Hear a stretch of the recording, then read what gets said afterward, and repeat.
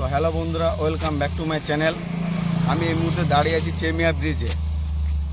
আমরা যেতে চলেছি আগরবান বক্স কম্পিটিশন, যে কম্পিটিশনটা মকর সংক্রান্তি উপলক্ষে হওয়ার কথা ছিল, সেখানে যেতে চলেছি।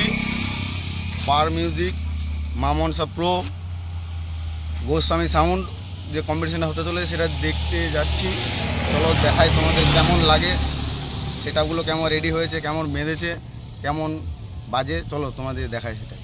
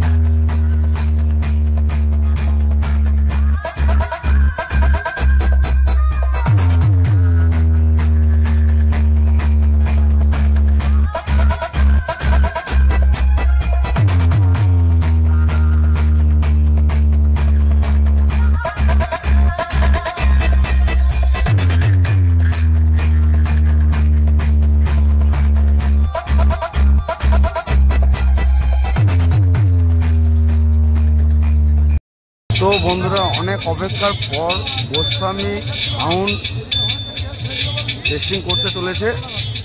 অনেক অপেক্ষা হয়েছে, প্রায় দুপুর 2টোর থেকে টেস্টিং হবে করে এখন অবধি হয়নি।